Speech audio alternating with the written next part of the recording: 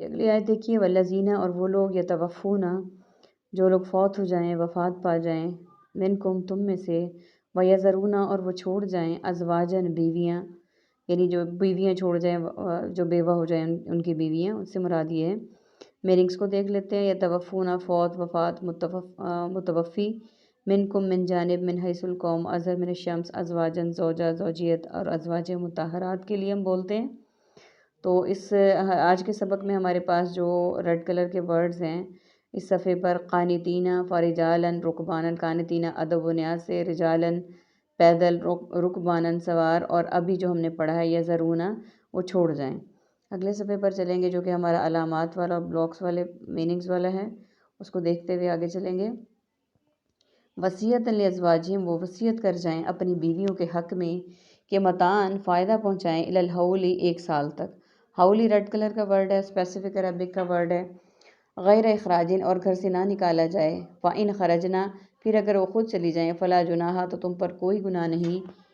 फ़ी मा फ़अलना, जो उन्होंने किया। फ़ी अनफुसिहिन्ना, अपने मुतल्लिक, बिन मारूफ़ी, मुनासिब फ़ैसला कर लें।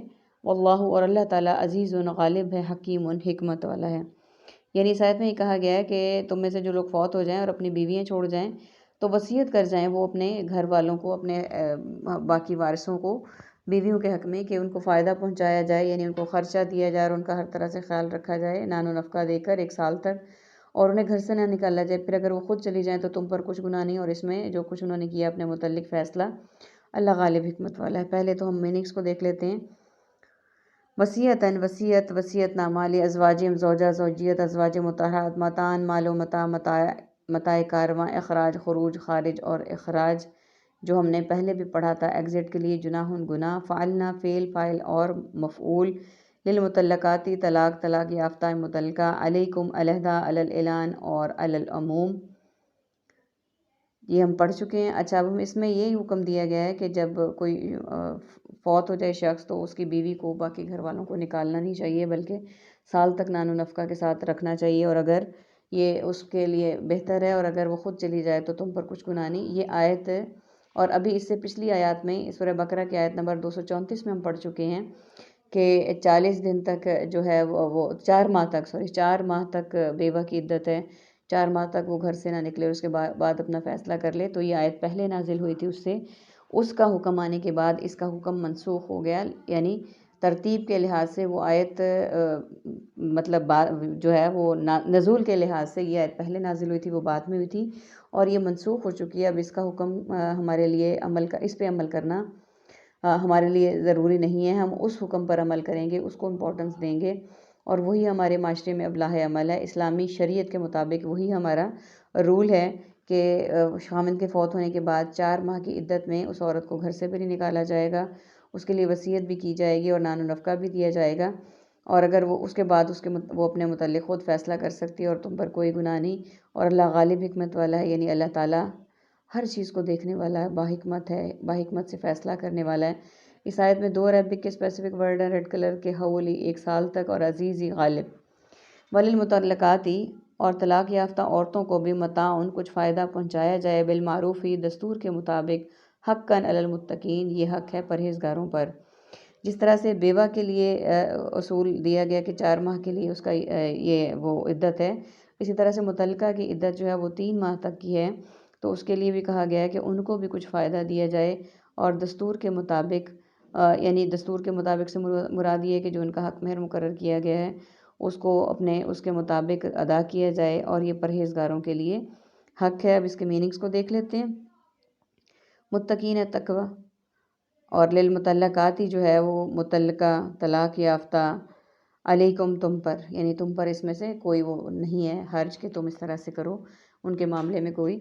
अभी मैं एक हकायत पढ़ रही थी किसी शख्स की, कि उसने बीवी को तलाक दी, तो किसी ने उससे पूछा कि तुमने बीवी को तलाक क्यों दी है, तो उसने कहा मेरी बीवी इद्दत में है, तो अभी वो मेरी तहवील में है, तो मैं उसकी खामियां बयान नहीं कर सकता। अच्छा, उस इद्दत के बाद जब वो दूसरी जगह पे चली गई औरत, तो फिर उन्होंने पूछा, तो उन्होंने कहा कि अब तलाक क्यों दी थी। उसने कहा कि उस औरत का मेरे से कोई ताल्लुक़ नहीं है, तो मैं उसके ऐब नहीं बयान कर सकता।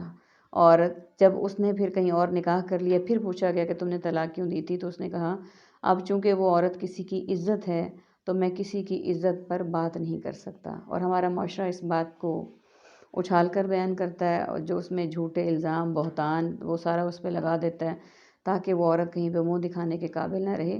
تو ہمارے لیے یہ جو حکایت ہے بڑی عبرت ناک ہے کہ ہمیں اس پہ عمل کرنا چاہیے۔ ٹھیک ہے، جب تک اللہ تعالیٰ نے لکھا تھا ہمارا ایک تعلق رہا، نہیں رہا، یا کوئی بھی بات ہے، کوئی بھی مصلحت ہے، اللہ اپنے فیصلوں کو بہتر جانتا ہے، تو اس کے بعد خوش اسلوبی سے یہ تعلق جو ہے نا وہ اللہ تعالیٰ کو سب سے زیادہ جو ناپسند ہے وہ طلاق کا معاملہ ہے۔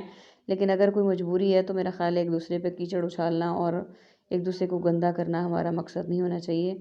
اللہ تعالیٰ سے دعا کرتے ہیں اللہ تعالیٰ ہمیں اپنے زندگی کے معاملات میں صحیح صحیح فیصلے کرنے کی توفیق عطا فرمائے۔ اگلی آیت دیکھیے، کذالک اسی طرح یبینُ بیان کرتا ہے اللہ لکم تمہارے لیے آیاتی اپنے احکام، یعنی اپنی نشانیاں، اپنی آیات، لعلکم تعقلون تاکہ تم سمجھ بوجھ سے کام لو، یعنی تم عقل پکڑو، تم نصیحت پکڑو۔ میننگز دیکھ لیتے ہیں اس کو۔ تعقلون عقل، یبین بیان، بین دلیل، مبینہ طور پر، ترا رویت حلال کمیٹی، خرج خروج خارج اخراج اور امور خارجہ، دیارہم دار الایمان اور دار الخلافہ اور دیار غیر، تو یہ اس اندیز میں یہ لفظ استعمال ہوتے ہیں۔ اللہ تعالیٰ سے دعا کرتے ہیں کہ اللہ تعالیٰ ہمیں بھی جو اللہ تعالیٰ نے صاف صاف احکامات ہمارے لیے بیان کیے ہیں ہم ان کو سمجھیں، ان پر عمل کرنے اور اپنی زندگی میں ان کو نافذ العمل بنائیں، اور ہماری زندگی کا ہر معاملہ اللہ تعالیٰ اور اس کے رسول صلی اللہ علیہ وآلہ وسلم کے بتائے ہوئے طریقے کے مطابق ہو۔ وآخر دعوانا ان الحمد للہ رب العالمین۔ سبحانک اللہم وبحمدک، نشہد ان لا الہ الا انت، نستغفرک ونتوب الیک۔ السلام علیکم ورحمۃ اللہ وبرکاتہ۔